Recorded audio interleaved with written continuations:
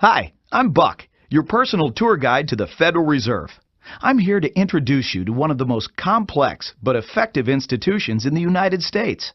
But don't worry, I'll explain it all in plain English. Just beside me is a road map of where we're going. Together, we'll walk through the Federal Reserve System, literally. And along the way, I'll show you just what goes on around here and why it's important. By the end of this tour, you too will be able to explain the Federal Reserve in plain English. There is no other agency of government which can overrule actions that we take. There is no other agency of government which can overrule actions that we take. There is no other agency of government which can overrule actions that we take. That would effectively be a takeover of monetary policy by the Congress, a repudiation of the independence of the Federal Reserve, which would be highly destructive to the stability of the financial system, the dollar, and our national economic situation. The Federal Reserve does not own any gold at all. We have not owned gold since 1934.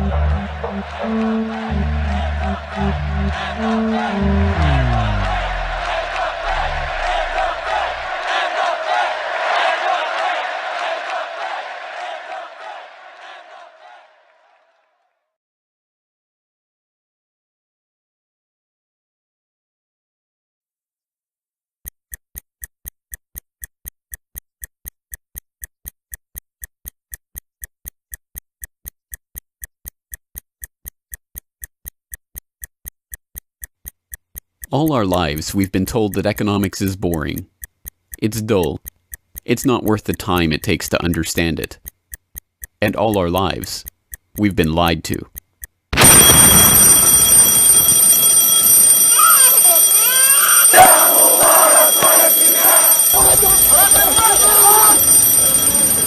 War, poverty, revolution. They all hinge on economics, and economics all rests on one key concept. Money. Money. It is the economic water in which we live our lives. We even call it currency. It flows around us, carries us in its wake, drowns those who are not careful. We use it every day, in nearly every transaction we conduct. We spend our lives working for it, worrying about it, saving it, spending it, pinching it. It defines our social status. It compromises our morals. People are willing to fight, die, and kill for it. But what is it? Where does it come from? How is it created? Who controls it? It is a remarkable fact that, given its central importance in our lives, not one person in 100 could answer such basic questions about money as these. So if you were planning a family, you'd want to know where babies come from. Yeah. And this is a lot about banking. So let me ask you, where does money come from? Where does the money come from? Where does any money? The government prints it. It's printed off. Where does money come from? How is new money created? By labor. People work and produce wealth, and the money is supposed to match that wealth. Where does money come from? Well, I have a pretty different outlook on money. It actually comes from like trees, right? But why is this? How could we be so ignorant about a topic of such importance? Where does money come from is a basic, childlike question. So why is our only response the childlike answer meant as a joke? It grows on trees. Such a profound state of ignorance could not come about naturally. From the time we are children, we are curious about the world and eager to learn about the way it works. And what could lead to a better understanding of the way the world works than a knowledge of money, its creation and destruction? Yet discussion of this topic is fastidiously avoided in our school years and ignored in our daily life. Our monetary ignorance is artificial, a smoke screen that has been erected on purpose and perpetrated with the help of complicated systems and insufferable economic jargon. But it doesn't take an economist to understand the importance of money. Deep down, we all know that the wars, the poverty, the violence we see around us hinges on this question of money. It seems like a 1,000-piece jigsaw puzzle just waiting to be solved. And it is. The puzzle pieces, taken together, create an image of the Federal Reserve, America's central bank and the heart of the country's banking system. Despite its central importance to the economy, relatively few have heard of it, and fewer still know what it is, despite the bank's attempts at self-description. Our economy runs on a complex system of exchange of goods and services, in which money plays a key part. Coin, currency, savings, and checking accounts, the overall supply of money is managed by the Federal Reserve. Money is the medium through which economic exchanges take place, and money as a standard of value helps us to set prices for goods and services. The job of managing money, monetary policy, is to preserve the purchasing power of the dollar while ensuring that a sufficient amount of money is available to promote economic growth. The Federal Reserve also promotes the safety and soundness of the institutions where we do our banking. It ensures that the mechanisms by which we make payments, whether by cash, check, or electronic means, operate smoothly and efficiently. And in its fiscal role, acts as the banker for the United States government. Now, these duties comprise the major responsibilities of our central bank. But in order to really understand the Federal Reserve, we must first understand its origins and context. We must deconstruct the puzzle. The first piece of that puzzle lies here, in the White House. This is where the Federal Reserve Act, then known as the Currency Bill, was signed into law after passing the House and Senate in late December 1913. The New York Times of Christmas Eve 1913 described the festive scene. The Christmas spirit pervaded the gathering. While the ceremony was a little less impressive than that of the signing of the Tariff Act on October 3rd last in the same room, the spectators were much more enthusiastic and seized every occasion to applaud. There in the White House that fateful December evening, President Wilson signed away the last veneer of control over the American money supply to a cartel, a well-organized gang of crooks so successful, so cunning, so well hidden that even now, a century later, few know of its existence, let alone the details of its operations. But those details have been openly admitted for decades. Of course, just as we have been taught to find economics boring, we have been taught that this story is boring. This is the way the Federal Reserve itself tells it. The United States was facing severe financial problems. At the turn of the century, most banks were issuing their own currency, called banknotes. The trouble was, currency that was good in one state was sometimes worthless in another. People began to lose confidence in their money, since it was only as sound as the bank that issued it. Fearful that their bank might go out of business, they rushed to exchange their banknotes for gold or silver. By attempting to do so, they created the Panic of 1907. During the panic, people streamed to the banks and demanded their deposits. The banks could not meet the demand. They simply did not have enough gold and silver coin available. Many banks went under. People lost millions of dollars. Businesses suffered, unemployment rose, and the stability of our economic system was again threatened. Well, this couldn't go on. If the country was going to grow and prosper, some means would have to be found to achieve financial and economic stability.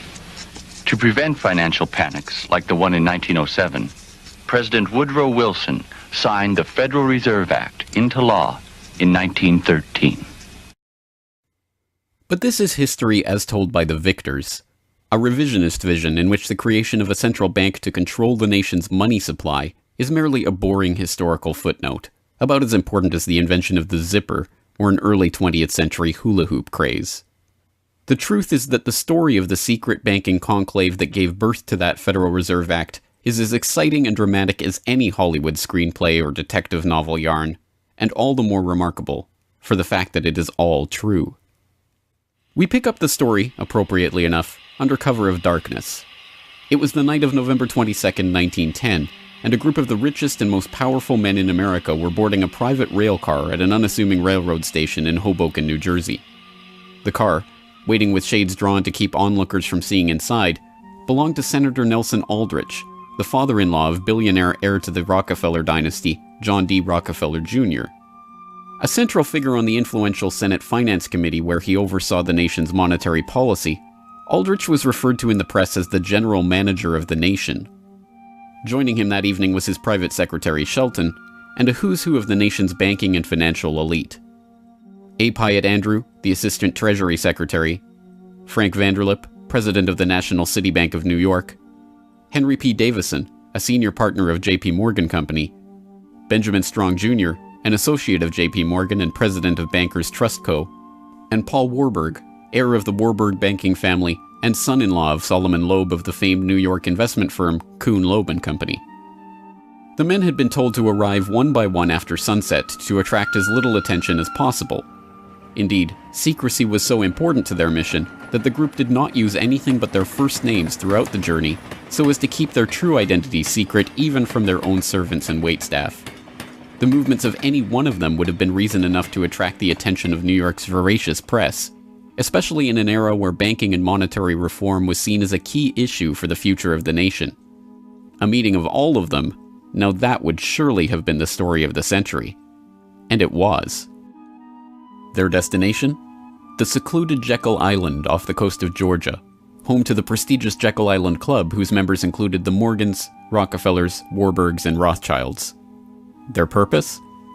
Davison told intrepid local reporters who had caught wind of the meeting that they were going duck hunting.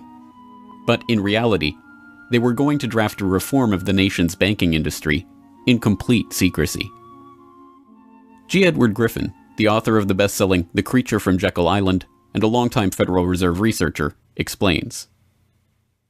What happened is that the banks decided that since there was going to be legislation anyway to control their industry, that they wouldn't just sit back and wait and see what happened and cross their fingers that it would be okay. They decided that to do what so many cartels do today, they decided to take the lead, and they would be the ones calling for regulations and reform. They like the word reform, and the American people are suckers for the word reform. You just put that into any corrupt piece of legislation, call it reform, and people say, oh, I'm all for reform, and so they vote for it or accept it. So that's what they were doing. They decided we will reform our own industry. In other words, we will create a cartel, and we will give the cartel the power of government. We'll take our cartel agreement so that we can self-regulate to our advantage, and we'll call it the Federal Reserve Act. And then we'll take this cartel agreement to Washington and convince those idiots there to pass it into law. And that basically was the strategy. It was a brilliant strategy. Of course, we see it happening all the time, and certainly in our own day today, we see the same thing happening in other cartelized industry. Right now, we're watching it unfold in the field of healthcare, but at that time, it was banking, all right? And so the banking cartel wrote their own rules and regulations, called it the Federal Reserve Act, got it passed into law, and it was very much to their liking because they wrote it.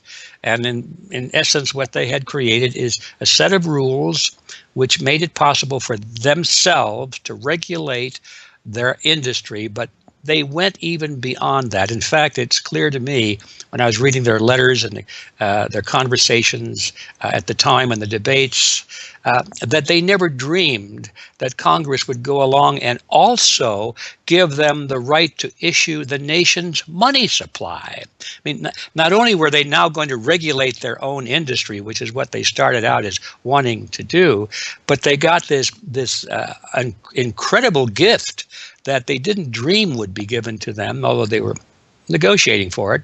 And that was Congress gave them the authority to issue the nation's money. And Congress gave away the sovereign right to issue the nation's money to the private banks. And so all of this was in the Federal Reserve Act. And the American people were joyous because they were told and they were convinced that this was finally a means of controlling this big creature from Jekyll Island. Amazingly enough, they were successful, not just in conspiring to write the legislation that would eventually become the Federal Reserve Act, but in keeping that conspiracy a secret from the public for decades. It was first reported on in 1916 by Bertie Charles Forbes, the financial writer who would later go on to found Forbes magazine. But it was never fully admitted until a quarter-century later, when Frank Vanderlip wrote a casual admission of the meeting in the February 9th, 1935 edition of the Saturday Evening Post. I was as secretive, indeed as furtive, as any conspirator. I do not feel it is any exaggeration to speak of our secret expedition to Jekyll Island as the occasion of the actual conception of what eventually became the Federal Reserve System. Over the course of their 9 days of deliberation at the Jekyll Island Club, they devised a plan so overarching, so ambitious, that even they could scarcely imagine that it would ever be passed by Congress. As Vanderlip put it, "Discovery of our plan, we knew, simply must not happen, or else all our time and effort would be wasted. If it were to be exposed publicly that our particular group had got together and written a banking bill, that bill would have no chance whatever of passage by Congress." So what precisely did this conclave of conspirators devise at their Jekyll Island meeting? A plan for a central banking system to be owned by the banks themselves, a system which would organize the nation's banks into a private cartel that would have sole control over the money supply itself. At the end of their 9-day meeting, the bankers and financiers went back to their respective offices, content in what they had accomplished. The details of the plan changed between its 1910 drafting and the eventual passage of the Federal Reserve Act, but the essential ideas were there. But ultimately, this scene on Jekyll Island, too, is just one piece of a larger puzzle. And like any other puzzle piece, it has to be seen in its wider context for the bigger picture to become visible. To understand the other pieces of the puzzle and their importance in the creation of the Federal Reserve, we have to travel backward in time. The story begins in late 17th century Europe. The 9 Years' War is raging across the continent as Louis XIV of France finds himself pitted against much of the rest of the continent over his territorial and dynastic claims. King William III of England, devastated by a stunning naval defeat, commits his court to rebuilding the English navy. There's only one problem: money. The government's coffers have been exhausted by the waging of the war, and William's credit is drying up. A Scottish banker, William Patterson, has a banker's solution. A proposal to form a company to lend £1 million to the government at 6% plus £5,000 management fee, with the right of note issue. By 1694, the idea has been slightly revised, a £1.2 million loan at 8% plus £4,000 for management expenses. But it goes ahead. The magnanimously titled Bank of England is created. The name is a carefully constructed lie, designed to make the bank appear to be a government entity. But it is not. It is a private bank owned by private shareholders for their private profit, with a charter from the king that allows them to print the public's money out of thin air and lend it to the crown. What happens here at the birth of the Bank of England in 1694 is the creation of a template that will be repeated in country after country around the world. A privately controlled central bank lending money to the government at interest, money that it prints out of nothing. And the jewel in the crown for the international bankers that creates this system is the future economic powerhouse of the world, the United States. In many important respects, the history of the United States is the history of the struggle of the American people against the banksters that wish to control their money. By the 1780s, with colonies still fighting for independence from the crown, the bankers will get their wish. In 1781, the United States is in financial turmoil. The Continental, the paper currency issued by the Continental Congress to pay for the war, has collapsed from overissue and British counterfeiting. Desperate to find a way to finance the end stages of the war, Congress turns to Robert Morris, a wealthy shipping merchant who was investigated for war profiteering just 2 years earlier. Now, as Superintendent of Finance of the United States from 1781 to 1784, he is regarded as the most powerful man in America, next to General Washington. In his capacity as Superintendent of Finance, Morris argues for the creation of a privately owned central bank, deliberately modeled on the Bank of England that the colonies were supposedly fighting against. Congress, backed into a corner by war obligations and forced to do business with the bankers just like King William in the 1690s, acquiesces and charters the Bank of North America as the nation's first central bank. And exactly as the Bank of England came into existence loaning the British Crown £1.2 million, the BNA started business by loaning $1.2 million to Congress. By the end of the war, Morris has fallen out of political favor and the Bank of North America's currency has failed to win over a skeptical public. the BNA is downgraded from a national central bank to a private commercial bank chartered by the state of Pennsylvania. But the bankers have not given up yet. Before the ink is even dry on the Constitution, a group led by Alexander Hamilton is already working on the next privately owned central bank for the newly formed United States of America. So brazen is Hamilton in the forwarding of this agenda that he makes no attempt to hide his aims or those of the banking interests he serves. A national debt, if it is not excessive, will be to us a national blessing, he wrote in a letter to James Duane in 1781. It will be a powerful cement of our union. It will also create a necessity for keeping up taxation to a degree which, without being oppressive, will be a spur to industry. Opposition to Hamilton and his debt-based system for establishing the finances of the U.S. is fierce. Led by Jefferson and Madison, the bankers and their system of debt enslavement is called out for the force of destruction that it is, with Thomas Jefferson writing, "The spirit of war and indictment, since the modern theory of the perpetuation of debt, has drenched the earth with blood and crushed its inhabitants under burdens ever accumulating."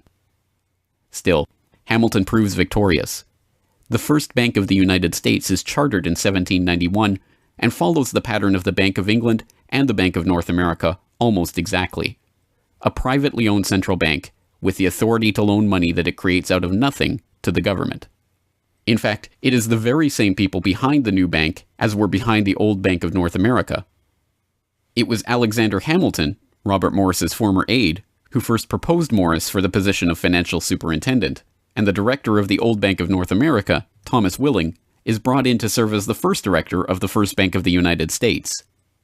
Meet the new banking bosses, same as the old banking bosses. In the first 5 years of the bank's existence, the U.S. government borrows $8.2 million from the bank, and prices rise 72%. By 1795, when Hamilton leaves office, the incoming Treasury Secretary announces that the government needs even more money and sells off the government's meager 20% share in the bank, making it a fully private corporation. Once again, the U.S. economy is plundered while the private banking cartel laughs all the way to the bank that they created. By the time the bank's charter comes due for renewal in 1811, the tide has changed for the money interests behind the bank. Hamilton is dead, shot to death in a duel with Aaron Burr. The bank-supporting Federalist Party is out of power. The public are wary of foreign ownership of the central bank, and what's more, don't see the point of a central bank in time of peace. Accordingly, the charter renewal is voted down in the Senate, and the bank is closed in 1811. Less than a year later, the U.S. is once again at war with England. After 2 years of bitter struggle, the public debt of the U.S. has nearly tripled from $45.2 million to $119.2 million. With trade at a standstill, prices soaring, inflation rising, and debt mounting, President Madison signs the charter for the creation of another central bank, the Second Bank of the United States, in 1816. Just like the two central banks before it, it is majority privately owned and is granted the power to loan money that it creates out of thin air to the government. The 20-year bank charter is due to expire in 1836, but still in his first term, President Andrew Jackson has already vowed to let it die prior to renewal. Believing that Jackson won't risk his chance for re-election in 1832 on the issue, the bankers forward a bill to renew the bank's charter in July of that year, 4 years ahead of schedule. Remarkably, Jackson vetoes the renewal charter and stakes his re-election on the people's support of his move. In his veto message, Jackson writes in no uncertain terms about his opposition to the bank. Whatever interest or influence, whether public or private, has given birth to this act, it cannot be found either in the wishes or necessities of the executive department, by which present action is deemed premature, and the powers conferred upon its agent not only unnecessary, but dangerous to the government and country. It is to be regretted that the rich and powerful too often bend the acts of government to their selfish purposes. If we cannot at once, in justice to interests vested under improvident legislation, make our government what it ought to be, we can at least take a stand against all new grants of monopolies and exclusive privileges, against any prostitution of our government to the advancement of the few at the expense of the many, and in favor of compromise and gradual reform in our code of laws and system of political economy. The people side with Jackson, and he's re-elected on the back of his slogan, "Jackson and no bank." The president makes good on his pledge. In 1833, he announces that the government will stop using the bank and will pay off its debt. The bankers retaliate in 1834 by staging a financial crisis and attempting to pin the blame on Jackson, but it's no use. On January 8, 1835, President Jackson succeeds in paying off the debt, and for the first and only time in its history, the United States is free from the debt chain of the bankers. In 1836, the Second Bank of the United States charter expires, and the bank loses its status as America's central bank. It is 77 years before the bankers can regain the jewel in their crown, but it is not for lack of trying. Immediately upon the death of the bank, the banking oligarchs in England react by contracting trade, removing capital from the US, demanding payment in hard currency for all exports, and tightening credit. This results in a financial crisis known as the Panic of 1837, and once again Jackson's campaign to kill the bank is blamed for the crisis. Throughout the late 19th century, the United States is rocked by banking panics brought about by wild banking speculation and sharp contractions in credit. By the dawn of the 20th century, the bulk of the money in the American economy has been centralized in the hands of a small clique of industrial magnates, each with a near monopoly on a sector of the economy. There are the Astors in real estate, the Carnegies and the Schwabs in steel, the Harrimans, Stanfords, and Vanderbilts in railroads, the Mellons and the Rockefellers in oil. As all of these families start to consolidate their fortunes, they gravitate naturally to the banking sector. And in this capacity, they form a network of financial interests and institutions that centered largely around one man, banking scion and increasingly America's informal central banker in the absence of a central bank, John Pierpont Morgan. John Pierpont Morgan, or Pierpont as he prefers to be called, is born in Hartford, Connecticut in 1837 to Junius Spencer Morgan, a successful banker and financier. Morgan rides his father's coattails into the banking business, and by 1871 is partnered in his own firm, the firm that was eventually to become J.P. Morgan and Company. It is Morgan who finances Cornelius Vanderbilt's New York Central Railroad. It is Morgan that finances the launch of nearly every major corporation of the period, from AT&T to General Electric to General Motors to DuPont. It is Morgan who buys out Carnegie and creates the United States Steel Corporation, America's first billion-dollar company. It is Morgan who brokers a deal with President Grover Cleveland to save the nation's gold reserves by selling $62 million worth of gold to the Treasury in return for government bonds. And it is Morgan who, in 1907, sets in motion the crisis that leads to the creation of the Federal Reserve. That year, Morgan begins spreading rumors about the precarious finances of the Knickerbocker Trust Company, a Morgan competitor and one of the largest financial institutions in the United States at the time. The resulting crisis, dubbed the Panic of 1907, shakes the U.S. financial system to its core. Morgan puts himself forward as a hero, boldly offering to help underwrite some of the faltering banks and brokerage houses to keep them from going under. After a bout of hand-wringing over the nation's finances, a congressional committee is assembled to investigate the Money Trust, the bankers and financiers who brought the nation so close to financial ruin and that wield such power over the nation's finances. The public follows the issue closely, and in the end a handful of bankers are identified as key players in the Money Trust's operations, including Paul Warburg, Benjamin Strong Jr., and J.P. Morgan. Andrew Gavin Marshall, editor of the People's Book Project, explains. At the beginning of the 20th century, there was an investigation following the greatest of these financial panics, which was in 1907. And this investigation was on what was called the Money Trust, which found that three banking interests, J.P. Morgan, National City Bank, and the Citibank of New York, I believe it was, basically controlled the entire financial system. So three banks. And the public hatred towards these institutions was unprecedented. There was an overwhelming consensus in the country for establishing a central bank. But there were many different interests in pushing this, and everyone had sort of their own specific purpose behind advocating for a central bank. So to represent the most people, you had farmer interests, populists, progressives, who were advocating a central bank because they couldn't take the recurring panics, but they wanted government control of a central bank. They wanted it to be exclusively under the public control because they despised and feared the New York banks as wielding too much influence. So for them, a central bank would be a way to curb the power of these private financial interests. On the other hand, those same financial interests were advocating for a central bank to serve as a source of stability for their control of the system, also to act as a lender of last resort to them, and so that they would never have to face collapse, but also in order to exert more control through a central bank. The private New York banking community wanted a central bank under the exclusive control of them. There's a shocker. So you had all these various different interests which converged. Of course, the most influential happened to be the New York financial houses, which were more aligned with European financial houses than they were with any other element in American society.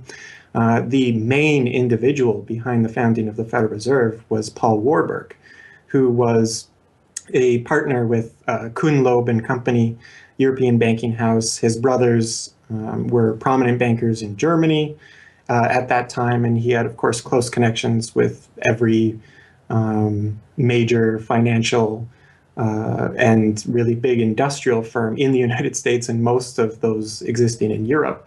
And he was discussing all these ideas with his fellow compatriots in advocating for a central bank. In 1910, Warburg got the support of a senator named Senator Aldrich, whose family later married into the Rockefeller family. Again, I'm sure just a coincidence, but Aldrich invited Warburg and a number of other bankers to a private secret meeting on Jekyll Island, just off the coast of Georgia, where they met in 1910 to discuss the construction of a central bank in the United States, but one which, of course, would be owned and serve the interests of the private bankers. Aldrich then, in 1911, presented this as the Aldrich Plan or the Aldrich Bill in the U.S. Congress, and it was actually voted out. The public, suspicious of Senator Aldrich's banking connections, ultimately reject the Jekyll Island Cabal's Aldrich Plan. The Cabal does not give up, however. They simply revise and rename their plan, giving it a new public face, that of Senator Robert Owen and Representative Carter Glass. In the end, the money trust that was behind the Panic of 1907 uses the public's own outrage against them to complete their consolidation of control over the banking system. The newly retitled Federal Reserve Act is signed into law on December 23, 1913, and the Fed begins operations the next year.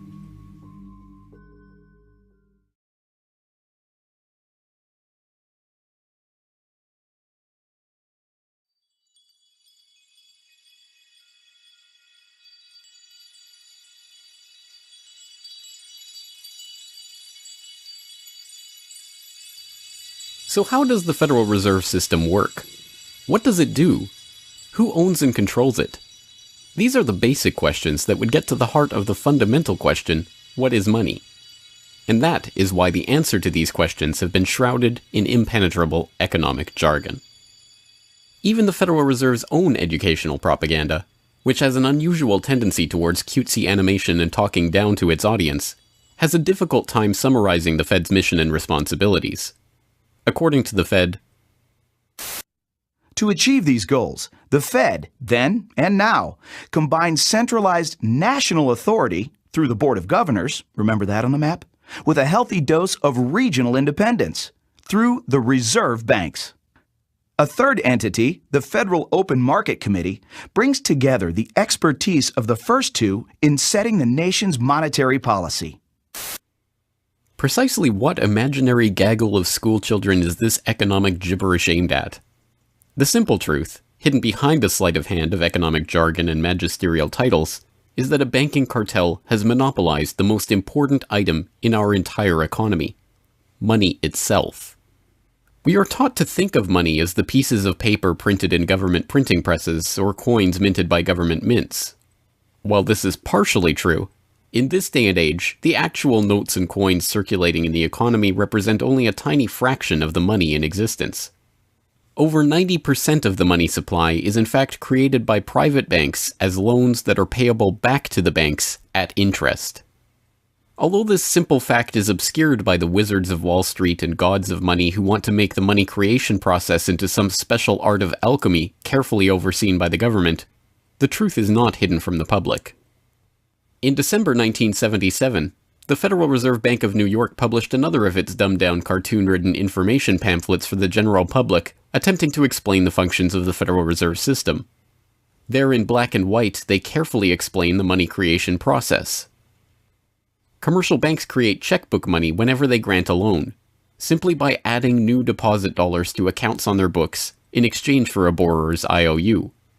Banks create money by monetizing the private debts of businesses and individuals. That is, they create amounts of money against the value of those IOUs.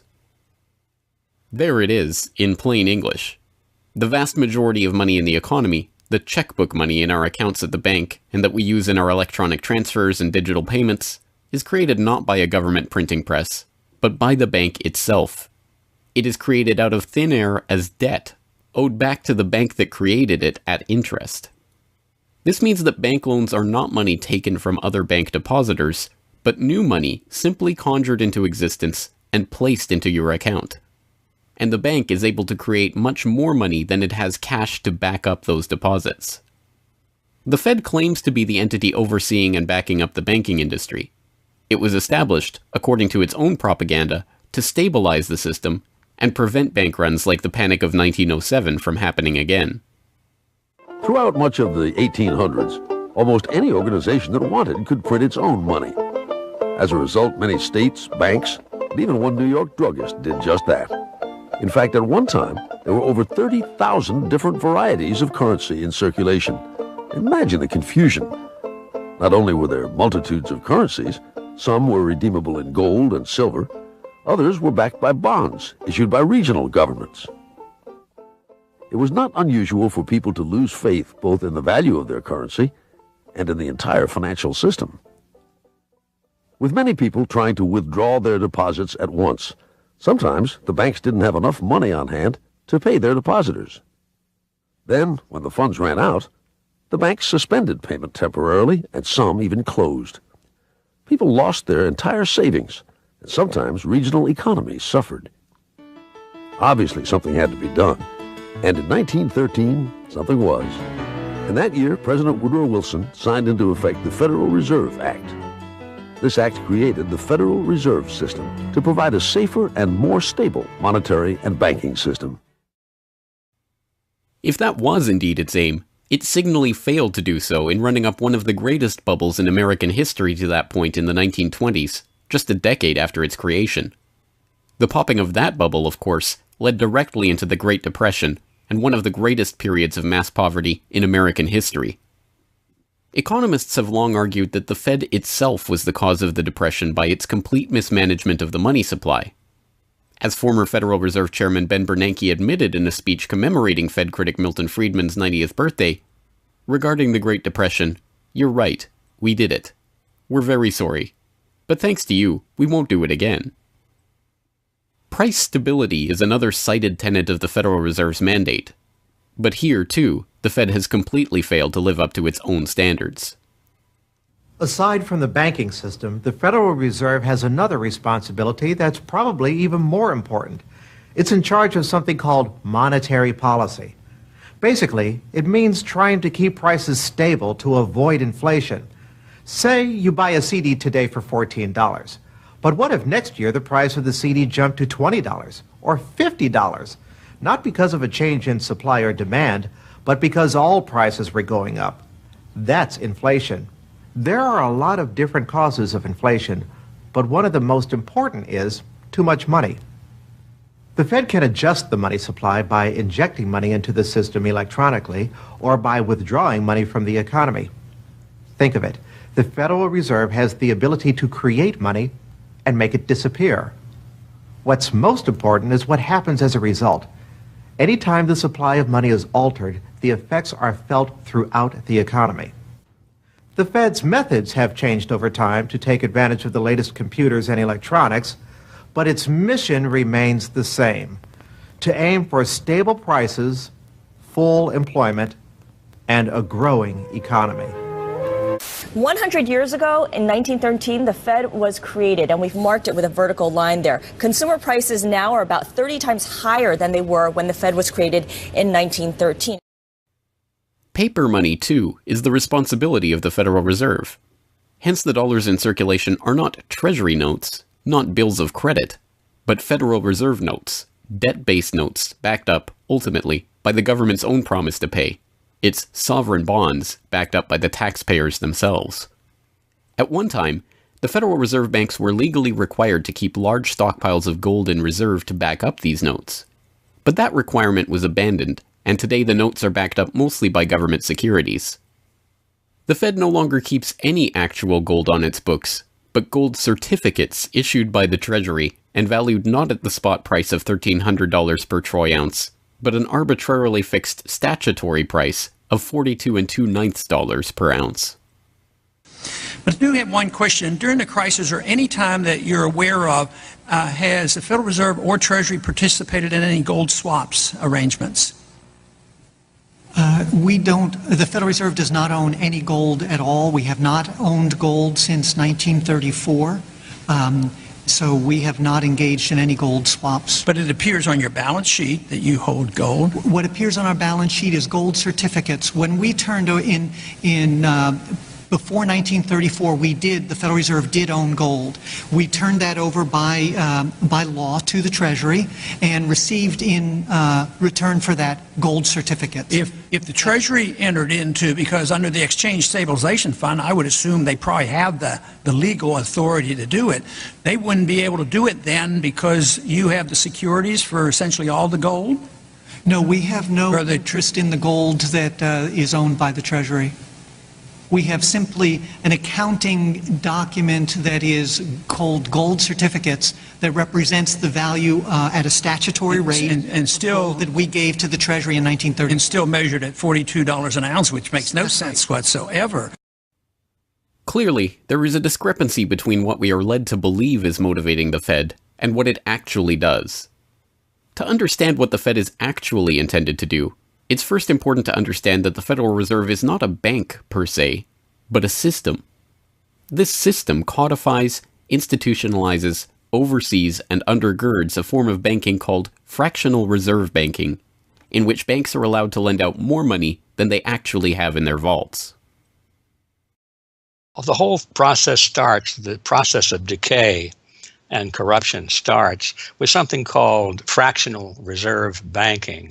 That's the technical name for it. And what that really means is that as the banking institution developed over several centuries, starting, of course, in Europe, it developed the practice of legalizing a certain dishonest accounting procedure. In other words, in the very, very beginning, if you want to go all the way back, people would bring their gold or silver to the banks for safekeeping. And they'd say, give us a paper receipt. And we don't want to guard our silver and our gold because, people could come in the middle of the night and they could kill us or tie us up and threaten us, and they'll get our gold and silver, so we can't really guard it. We'll take it to the bank and have them guard it, and we just want a paper receipt so that we can take the receipt back and get our gold anytime we want. And so in the beginning, money was receipt money. They could then, instead of changing or exchanging the gold coins, they could exchange the receipts, and people would accept the receipts just as well as the gold, knowing they could get the gold. And so these paper receipts being circulated were, in essence, the very first examples of paper money. Well, the banks learned early on that game that here they were sitting on this pile of gold and all these paper receipts out there. People weren't bringing the receipts in anymore. Very few of them, maybe 5%, maybe 7% of the people would bring in their paper receipts and ask for the gold. So they said, why don't we just sort of give more receipts out than we have gold? They'll never know because we only are asked at the best 7% of it, so we can create more receipts for gold than we have, and we can collect interest on that because we'll loan that into the economy and we'll charge interest on this money that we don't really have. And it's a pretty good gimmick, don't you think? And they, well, yeah, of course. And so that's how fractional reserve banking started. And now it's institutionalized, and they teach it in school. No one ever questions the integrity of it or the ethics of it. They say, well, that's the way banking works. And isn't it wonderful that we now have this flexible currency and we have prosperity and all of this sort of thing? So it all starts with this concept of fractional reserve banking. The trouble is with that is it works most of the time, but every once in a while, there are a few ripples that come along that are a little bit bigger than the other ripples, and maybe one of them is a wave, and more than 7% will come in and ask for their gold. Maybe 20% will come in, or 30%. And well, now the banks are embarrassed because the fraud is exposed. They say, well, we don't have your gold. What do you mean you don't have my gold? I gave it to you and put it on deposit, and you said you'd safeguard it. Well, we don't have it. We loaned it out. So then the word gets out, and everybody and their uncle comes and lines up for their gold. And of course, they don't have it, and the banks are closed. They have bank holidays, and the banks are embarrassed. They go out of business. People lose their savings, and you have these terrible banking crashes that were ricocheting all around the world prior to this time. And that's what caused the concern. One of the things that caused the concern of the American people, they didn't want that anymore. They wanted to put a stop to that. And that was the whole purpose, supposedly, of the Federal Reserve System, was to put a stop to that. But since the people who designed the plan to put a stop to it were the very ones who were doing it in the first place, you can not be surprised that their solution was not a very good one insofar as the American people were concerned. Their solution was to expand it. Not to control it, but to expand it. See, prior to that time, this little game of fractional reserve banking was localized at the state level. Each state was doing its own little fractional reserve banking system. Each state, in essence, had its own Federal Reserve. Central banks were authorized by state law to do this sort of thing, and that was causing all this problem. And so the Federal Reserve came along and said, well, no, we're not going to do this at the state level anymore because look at all the problem it's causing. We're going to consolidate it all together, and we're going to do it at the national level. The key to this system, of course, is who controls this incredible power to regulate the economy by setting reserve requirements and targeting interest rates. The answer to this question, too, has been deliberately obscured.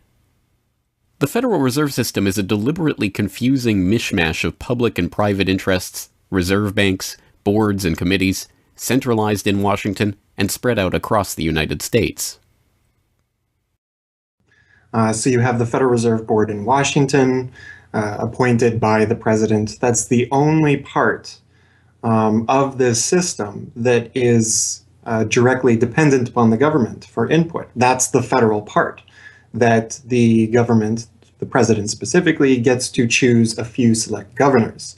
The 12 regional banks, the most influential of which is the Federal Reserve Bank of New York, essentially based in Wall Street to represent Wall Street, is representative of the major Wall Street banks who own shares in the private, not federal, but private Federal Reserve Bank of New York. All the other regional banks are also private banks. They vary according to how much influence they wield, but the Kansas City Fed is influential, the St. Louis Fed, the Dallas Fed. But the New York Fed is really the center of this system. And precisely because it represents the Wall Street banks who appoint the leadership of the New York Fed. So the New York Fed has a lot of public power, but no public accountability. It has no oversight. It does not answer to Congress the way that the chairman of the Federal Reserve Board of Governors does. And even then, the chairman of the Fed, of the Federal Reserve Board, who is appointed by the president, does not answer to the president. He does not answer to Congress. He goes to Congress to testify, but the policy that they set is independent. So they have no input from the government. The government can't tell them what to do, legally speaking. And of course, they don't. Do you think it would cause problems for the Fed or for the economy if that legislation was to pass? My concern about the legislation is that if the GAO is auditing not only the operational aspects of our programs and the details of the programs, but is making judgments about our policy decisions that would effectively be a takeover of monetary policy by the Congress, a repudiation of the independence of the Federal Reserve, which would be highly destructive to the stability of the financial system, the dollar, and our national economic situation. The Federal Open Market Committee is responsible for setting interest rates. Now, this committee, which is enormously powerful, has as its membership the governor and vice chair of the Federal Reserve Board. But the Federal Open Market Committee, most of the membership is the presidents of the regional Federal Reserve banks representing private interests. So they have significant input into setting the interest rates. Interest rates are not set by a public body, they're set by private financial and corporate interests. And that's whose interests they serve, of course. The reason that the Federal Reserve goes to such great lengths to make its organizational structure as confusing as possible is to cover up the massive conflicts of interest that are at the heart of the system. The fact is that the Federal Reserve System is comprised of a board of governors, 12 regional banks, and an open market committee.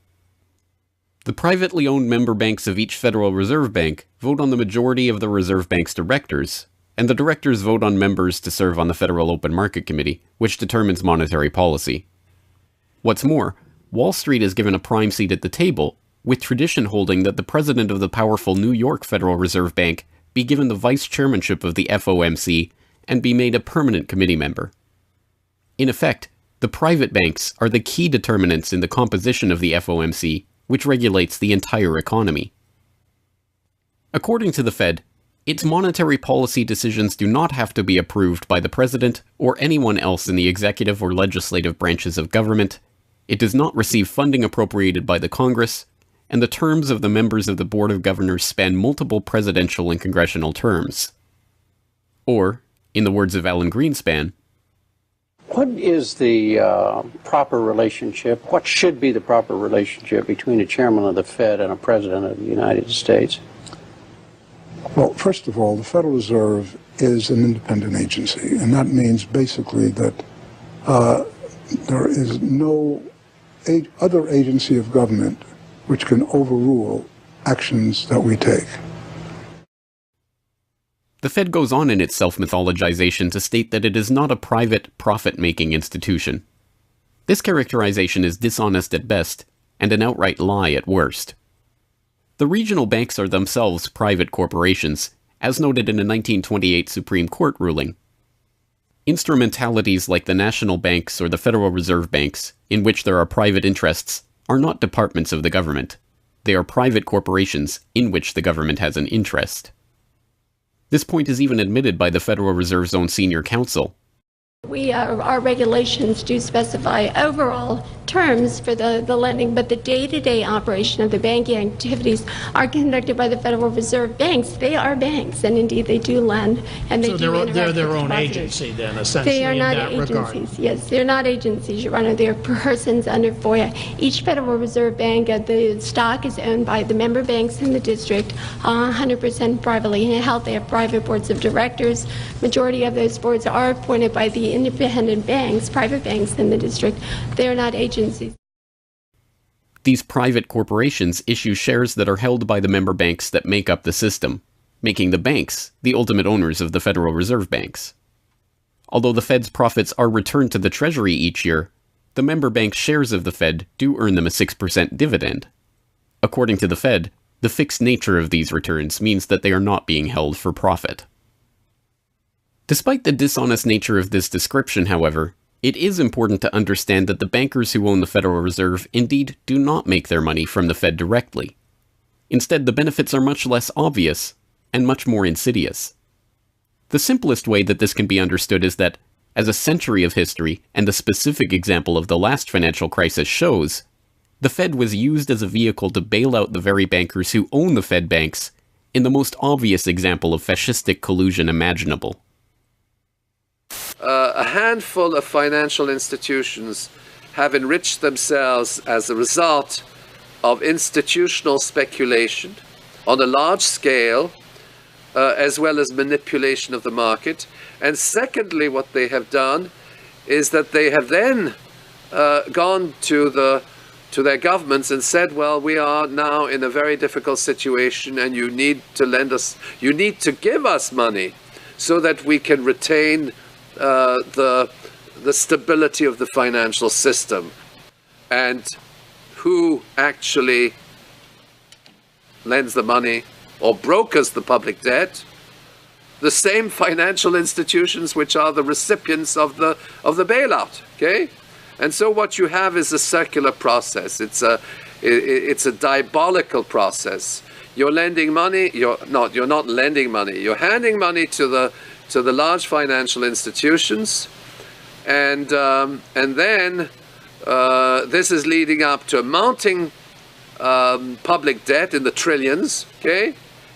And then you say to the financial institutions, we need to establish a new set of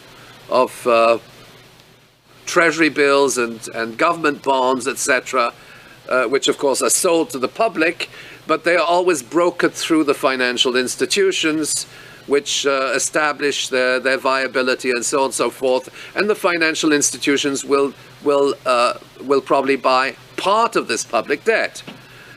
So that in effect what the government is doing is financing its own indebtedness through the bailouts. It hands money to the banks, but to hand the money to the banks, it becomes indebted to those same financial institutions, and then it says, well, we now have to emit large amounts of public debt. Please, can you help us? And then the banks will say, well, your books are not quite in order. And then the government will say, well, obviously they're not in order because we've just handed you $1.4 trillion of bailout money, and we're now in a very difficult situation, so we need to borrow money from the people who are, in fact, the recipients of the bailout. So this is really what we're dealing with. We're dealing with a circular process. The 2008 crisis and subsequent bailouts are merely the latest and most brazen examples of the fundamental conflicts of interest at the heart of America's privately owned central banking system. Beginning with the collapse of Lehman Brothers in September of that year, the Federal Reserve embarked on an unprecedented program of bailouts and special zero-interest lending facilities for the very banks that had caused the subprime meltdown in the first place. By the cartelization of the Federal Reserve structure, and thus not by accident, it was the very bank presidents who had overseen their banks' lending practices that ended up in the director positions of the Federal Reserve banks that voted on where to direct the trillions of dollars in bailout money. And unsurprisingly, they directed it toward their own banks. A stunning 2011 Government Accountability Office report examined $16 trillion of bailout facilities extended by the Fed in the wake of the crisis and exposed numerous examples of blatant conflicts of interest. Jeffrey Immelt, chief executive of General Electric, served as a director on the board of the Federal Reserve Bank of New York. At the same time, the Fed provided $16 billion in financing to General Electric. JP Morgan Chase chief executive Jamie Dimon, meanwhile, was also a member of the board of the New York Fed during the period that saw $391 billion in Fed emergency lending directed to his own bank. In all, Federal Reserve Board members were tied to $4 trillion in loans to their own banks. These funds were not simply used to keep these banks afloat, but actually to return these Fed-connected banks to a period of record profits in the same period that the average worker saw their real wages actually decrease and the economy on Main Street slow to a standstill. Ben Bernanke, at that time the chairman of the Federal Reserve Board of Governors, was confronted about these conflicts of interest by Senator Bernie Sanders upon the release of the GAO report in June 2012. Senator, you raised an important point, which is that this is not something the Federal Reserve created. This is in the statute. Congress in the Federal Reserve Act said this is the governance of the Federal Reserve, and more specifically that bankers would be on the board. And 6 out of 9. Sorry? 6 out of 9 in the regional banks are come from the banking industry. That's correct. And that is in the law. And right. I'll answer your question, though. The answer to your question is that Congress set this up. We have tried, I think we've made it into something useful and valuable. We do get information from it. But if Congress wants to change it, of course, we will work with you to find alternatives. Bernanke is completely right. These conflicts are, in fact, a part of the institution itself, a structural feature of the Federal Reserve that was baked into the Federal Reserve Act itself over 100 years ago by the bankers who conspired to cartelize the nation's money supply. You could not ask for a more succinct reason why the Federal Reserve itself, this admitted cartel of banking interests, needs to be abolished. But you could get one.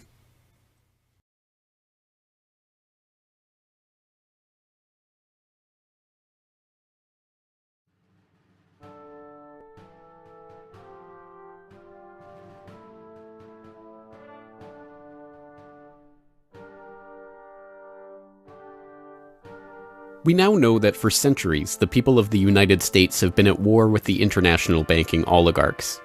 That war was lost, seemingly for good, in 1913, with the creation of the Federal Reserve.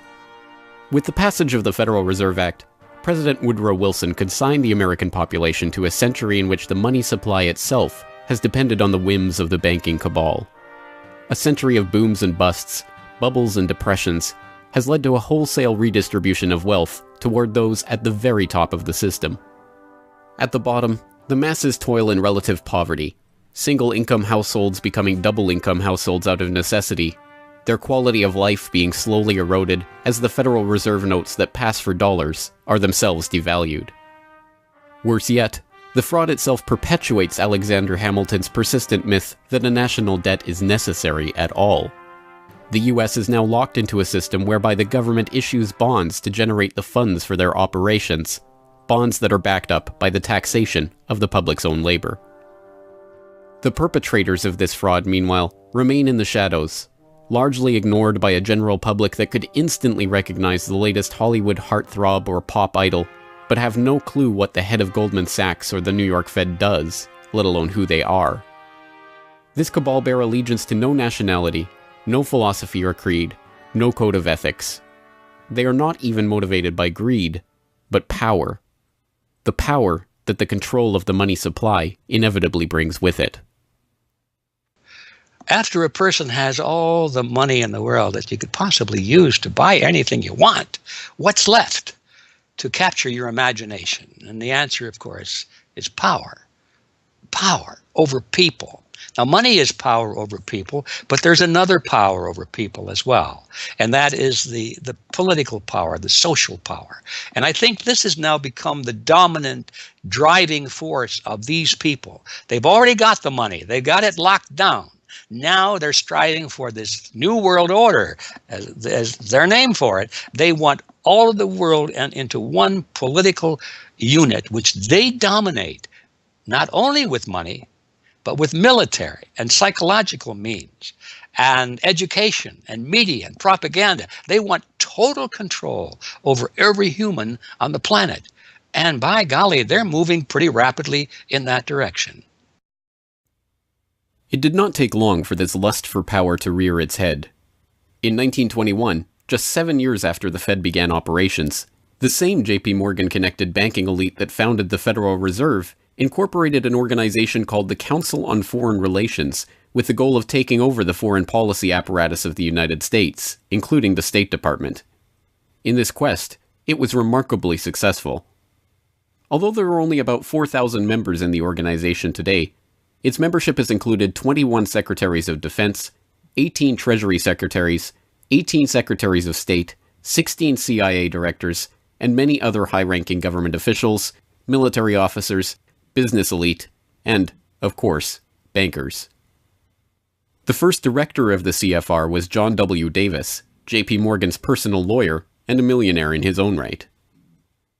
Together with its sister organizations in Britain and elsewhere around the world, these groups would work together toward what they called a New World Order of total financial and political control directed by the bankers themselves. As Carroll Quigley, noted Georgetown historian and mentor of Bill Clinton, wrote in his 1966 work, Tragedy and Hope, A History of the World in Our Time, the powers of financial capitalism had a far-reaching aim, nothing less than to create a world system of financial control in private hands, able to dominate the political system of each country and the economy of the world as a whole. This system was to be controlled in a feudalist fashion by the central banks of the world acting in concert, by secret agreements arrived at in frequent private meetings and conferences. The apex of the system was to be the Bank for International Settlements in Basel, Switzerland, a private bank owned and controlled by the world's central banks, which were themselves private corporations. This is why the bankers and their partners in government and business conspired to bring about the 2008 crisis. Not for the pursuit of money, but power. In the same way the bankers used the panic of 1907 to consolidate their control over the money supply, they hope to use the 2008 crisis and subsequent panics, which they themselves have created, to consolidate their political control. The International Summit for the Global Financial Crisis has been expanded from G7 to G20 because the leading 7 developed countries cannot solve the crisis alone. This expanded meeting raises the question whether a new global financial system will be created. So is this some sort of a new world order, which Gordon Brown kind of alluded to? British Prime Minister Gordon Brown has described the quote-unquote guiding principles to be addressed at the summit. They are transparency, sound banking, responsibility, integrity, and get this, global governance, unquote. I think a new world order is emerging, and with it the foundations of a new and progressive era of international cooperation. The inevitable conclusion, one that flows necessarily from the true understanding of this situation, is that the Federal Reserve System needs to be consigned to the dustbin of history. After a century of enslavement, it is time for the American public to finally throw off the bankers' debt chains. If there was ever a point in human history to start questioning alternatives, this would be it. And to think that where we are and simply say, oh, well, this is the best of our options. How many of the best options lead to self-destruction? Doesn't sound like a best option. I think that with a world of 7 billion people, we can probably come up with something better than a system in which a few thousand people benefit so much at the expense of everything else on this world, and at the expense of the potential for the future of mankind. They're leveraging our future. And so long as we accept this way of thinking, so long as we accept these institutions as having dominance, that's the direction we'll be going. So I think reform is a good way to try and stall and to push back directly against the expanding and evolving power structures. But radical change is what's really needed, and that has to be built from the bottom up. But I think that these two processes can and should go together in parallel. If you've made it this far, congratulations. You are now better informed on the economic history of the United States and the truth about the Federal Reserve than 99% of the population. If you do nothing else, then just working to get those around you educated on this information alone will have a profound effect. Once they learn of the scam, many are motivated to do something about it, and they, in turn, inform others. This is the viral nature of suppressed truth, and it is the reason that more people are aware of and energized by the issue of the Federal Reserve and the nature of money than ever before. Perhaps even more amazingly, this movement is spreading to other parts of the globe. Recognizing the interlocking nature of the modern global economy and the international nature of the banking oligarchy, movements to abolish the Federal Reserve have sprung up in Europe, where protests against the cartelized central banking system are taking place in over 100 cities, attracting 20,000 people on a weekly basis. I started this movement because I realized that the Federal Reserve Act, in my opinion, is one of the most worst laws in the whole world. So a private banking company is lending America the money, and in my opinion, America is not any more democratic. The Federal Reserve tells the government what to do, and that's a problem. It's a very big problem, especially in the US. Why is it a global issue, and why are people doing it here in Germany? Because when you realize that this finance system, it's a global system, you have to go to the really beginning of the system. And in my opinion, It's also the World Bank and the International Fund of Currencies and stuff like this. But at the beginning of all this is a law from 1913. Woodrow Wilson signed it. And this is the beginning of all this hardcore capitalism we are suffering right now from. And the only way to stop this is maybe to break this law. But what if the burgeoning movement to end the Fed is successful? What system do people propose as the answer? There have been several proposals along different lines by various researchers. Some argue for a return to America's colonial roots of debt-free money issued by state-run banks, pointing to the Bank of North Dakota as one already functioning, successful model of this approach. We've had two banking systems ever since the 1860s, with the state bank system and the federal bank system. And the federal bank system are the big Wall Street banks, particularly. They dominate the federal system. So they're taking over right now. I mean, in California, we don't even have any local banks where I am. They're now, we had two, and I had accounts in both of them, and they're now, one of them is Chase Bank and the other is U.S. Bank. So they're both big Wall Street banks now. They've been taken over. So if you can keep, it's the local banks that have an interest in serving the local business. The big banks have no interest in making loans to local business. It's too risky. Why should they bother?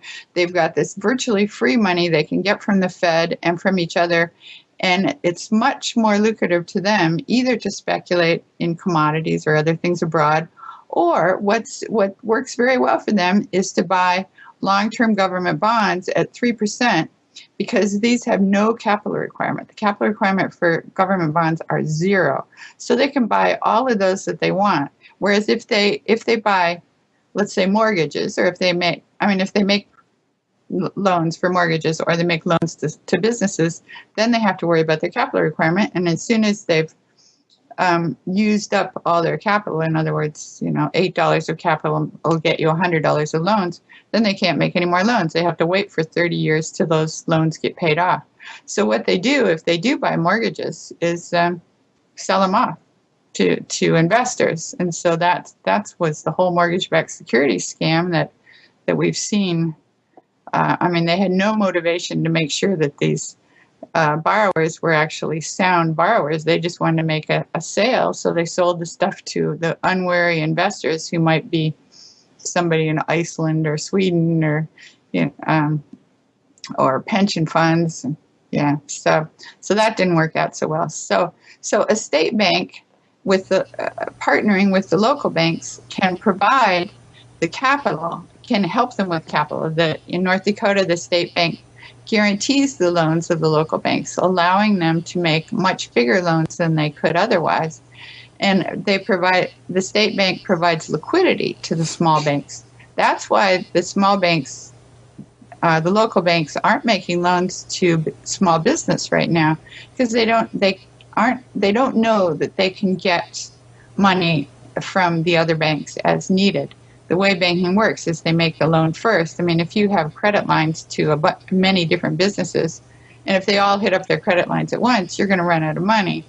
So you don't dare do that unless you know that you can get short-term loans from the other banks. And what's happening right now, even though there's $1.6 trillion in excess reserves sitting on the books of the big banks, they're not available to the little banks. And the reason is because the Fed is paying 0.25% interest on those reserves. So the banks have no incentive to lend them to the little banks. Why let go of them when you can make just as much keeping them, and then you still have your reserves, and you can use them as collateral to buy bonds or something that'll make you more money. So the whole system is messed up. And in North Dakota, the Bank of North Dakota provides the liquidity for these local banks. Others advocate a decentralized system of alternative and competing currencies that greatly reduce or even eliminate altogether the need for a central bank. Well, 22 years ago in Ithaca, New York, I noticed that a lot of people, friends particularly, had skills and time that were not being employed or respected by the prevailing economy.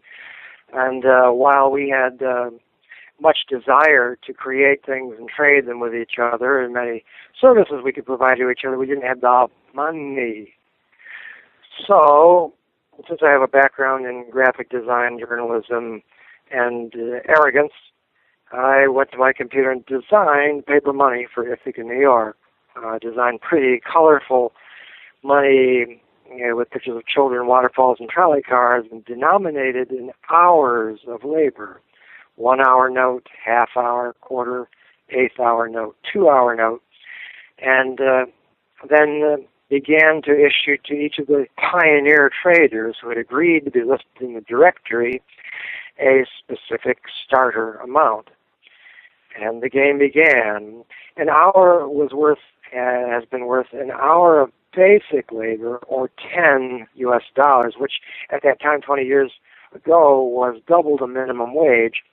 People who usually expect more than $10 per hour of their service can charge multiple hours per hour, but the denomination puts between us as residents of our community that reminder that we are fellow citizens, not merely winners or losers scrambling for dollars. And it introduces us to each other on the basis of these skills and services that we have, that we are more proud to provide for each other than often is the case with a conventional job, just the stuff we have to do to get the money to pay the bills. So through that trading process, that more intimate scale process within the community, we're more easily able to become friends and lovers and political allies. It's an inspiring story, and tell people about how much money has circulated through this community. I mean, it's important for people to understand just how successful this has been. Because we're not a computer system, we don't have a specific volume of trading recorded, but by the grapevine, by phone surveys, and over the years watching the money move, we were able to guess very reliably at several $1 million equivalent of this money has transacted over those years, making loans without charging interest up to $30,000 value, which is the fundamental monetary revolution in our system. Then as well, making grants of the money to over 100 community organizations. Some argue for currencies whose mathematical nature prevent them from being merely conjured into existence whenever a federal government wants to wage another war of aggression or forge another link in the seemingly endless train of governmental tyranny and abuse. What people have to understand about Bitcoin is that it's a completely decentralized network. There's no central server, there's no controlling company, there's no office. It's just free software that anyone can download and start running on their computer anywhere in the world. And that the Bitcoins themselves can be transferred to or from anyone anywhere in the world. And it's impossible for any bank or government or entity to block you from sending or receiving those Bitcoins. There's a limited supply of those Bitcoins. There will never, ever, ever be more than 21 million Bitcoins. And so because, like everything, the price is set based on supply and demand, because the supply of Bitcoins is limited and the demand is increasing as more and more people start to use them and more websites start to accept them, the price of Bitcoins in terms of dollars is going to have to increase even a lot more than the $500 per Bitcoin that it is today. Are there any drawbacks at all to the idea of using a cryptocurrency? If you're part of the current power elite that can just print money at will to spend on whatever you feel like, then yeah, the world switching over to Bitcoin is probably not going to benefit you. But if you're one of the normal people that aren't working for the Federal Reserve or any central bank that's printing money to pay to your friends and that sort of thing, then a Bitcoin world is a wonderful thing for you. Sound money, cryptocurrencies, state banks, LETS programs, self-issued credit. These and many other solutions have all been proposed, and many of them are in use in different localities today. Information on all of these ideas and how they are being applied in various parts of the world are widely available online.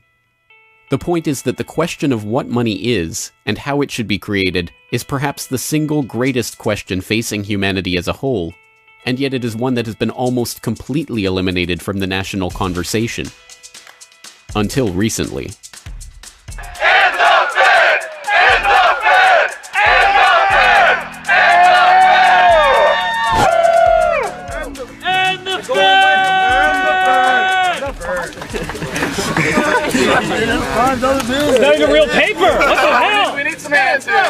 And the Fed!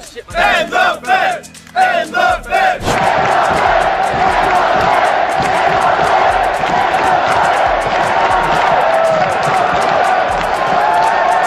I haven't even gotten to that part yet. We can do it again when I get to that part.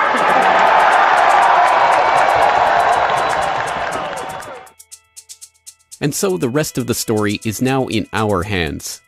Once we understand the scam that has taken place, the gradual consolidation of wealth and power in the hands of an elite few banking oligarchs, and the growing impoverishment of the masses, all in the name of banking funny money created out of nothing and loaned to the public at interest, we can choose to get active or to do nothing at all. For those who choose to get active, there are some steps that you can take to help change the course of the system. First, follow the links and resources from the transcript of this documentary at corbettreport.com/Federal Reserve to familiarize yourself with the history, the connections, and the functions of the Federal Reserve System. If you can't explain this material to yourself, then you will never be able to teach it to others. Secondly, begin reaching out to others to bring them up to speed on the issue. It can be as simple as broaching this conversation in the Monday morning water cooler talk, or passing out a copy of this documentary, or sending out links to this information to your email list. Insert this topic into your conversations. When people start talking about the national debt, or the state of the economy, or other political talking points, get them to question the roots of these issues, and why there is a national debt at all. Thirdly, when you are able to find or create a group of like-minded people in your area who are engaged with the issue, start a study group on the issue and its solutions. The study group can help source alternative or complementary currencies in the local area, or, if none exist already, the group can form the basis for a community of local businesses and customers who are willing to start experimenting with ways to wean themselves off of the Federal Reserve notes. Fourthly, use the resources at corbettreport.com, including the Federal Reserve information flyer, or hold DVD screenings to attract interest in your group and draw others into studying the true nature of the monetary system. The work of building up an alternative to the current system can seem daunting, even at times overwhelming. But it is important to keep in mind that the Federal Reserve System that seems so monolithic today has only been around for 1 century. Central banks have been defeated in America before, and they can be defeated again. The question of how we decide to change this system is not rhetorical. It will either be answered by an informed, engaged, active population working together to create viable alternatives and to dismantle the current system, or it will be answered by the same banking oligarchy that has been controlling the money supply, and indeed the lifeblood of the country, for generations. Now, 1 century after the creation of the Federal Reserve System, we have a choice to make. Whether the next century, like the one before it, will be a century of enslavement, or, transformed by the actions and choices that we make in the light of this knowledge, a century of empowerment.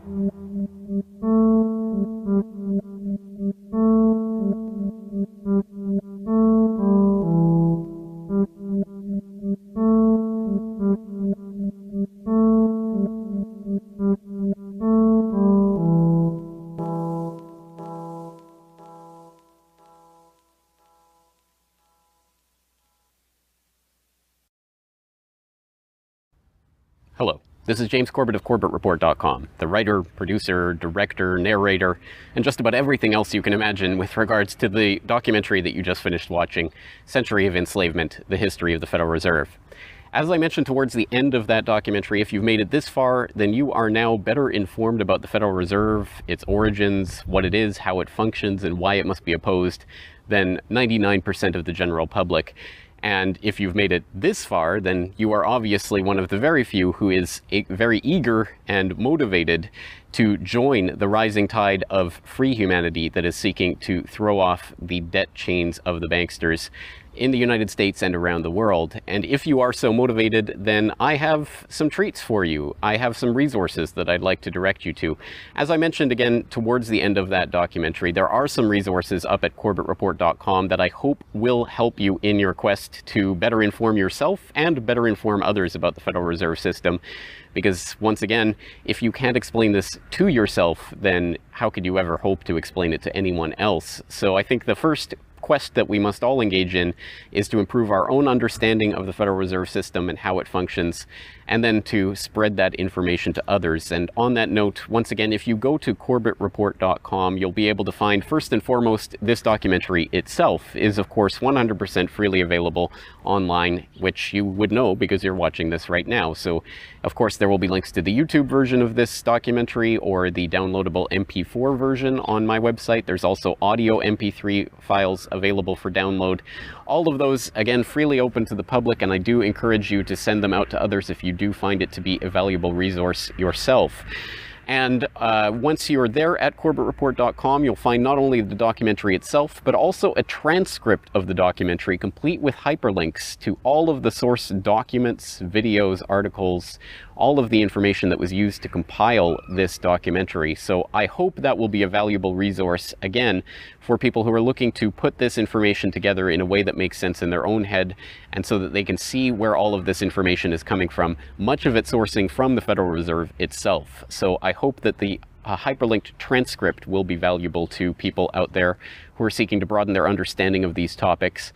And you will also find there a news information pamphlet that I have put together with the help of Mike Krentz of MikeKrentz.com, a graphic designer who's helped me out a lot behind the scenes on the website. As you can tell from the graphics on this documentary, I'm not a graphic designer myself by trade or by training, so I certainly do appreciate Mike's help in putting this information pamphlet together. And this is just a few points that have been addressed in this video, informational points about the Federal Reserve, what it is, and some interesting little teasers to get people interested in this information. You can download and print this off from CorbettReport.com and use it however you like, handing it out to people on the street, using it as a discussion point if you hold a DVD screening, if you want to just post it up in public areas, only where allowed by law, of course. Once again, this is freely available for download and for you to print out and to use to help spread information about the Federal Reserve System. And it's available both in color and black and white, and should print nicely onto standard 8.5 by 11 letter size paper. So that will all be up there at the website, along with, of course, an actual DVD version of this documentary. Once again, if you do find this information useful, then I hope you will try to spread it to others. There are a lot of people who prefer the online link, but there will be some people who you cannot reach online. For those people, and for yourself, if you so desire, here is a physical hard copy that you can order from CorbettReport.com for 2,000 Japanese yen. That's about 20 Federal Reserve notes. Because unfortunately, we are trapped in this debt-based bankster-led system, so we do all require these pieces of paper in order to put a roof over our head and food on the table, myself included. So your support is obviously greatly appreciated. And for that 2,000 Japanese yen, about 20 Federal Reserve notes, you'll receive this documentary. Disc 1 containing the documentary itself. Disc 2, the full 1-hour interview with G. Edward Griffin. So I think, again, a valuable resource for people who are looking for more information about the Federal Reserve. So that's available at CorbettReport.com, along with all of this that we've talked about here, the information pamphlet, the hyperlink transcript, all of the various formats this is available in. Once again, I've tried to make this as straightforward as possible and also as detailed as possible, so that you can start to further your own exploration and understanding of this system that we're facing. Once again, of course, any way that you choose to get this information out to others is greatly appreciated, but if you do want to send the Corbett Report links around, the best one to use is CorbettReport.com/Federal Reserve. That will have the documentary in the YouTube format, it will have the downloadable MP3 and MP4 formats, it will have the transcript, it will have the downloadable information pamphlet, And it will also have a link to buy the DVD. So all of that will be there at corbettreport.com/Federal Reserve. Please send people there if you're going to send people anywhere. So once again, I really do salute you for taking time out of your busy day, out of your schedule, to devote yourself to watching and learning and understanding this material, and to helping spread this information and awareness to others, because it is only together that we will ever be able to form the movement that will ultimately turn the tide against the banksters and defeat the Federal Reserve and all of the similarly privately controlled central banks all around the world. So once again, thank you for your time and attention. I'm James Corbett of CorbettReport.com.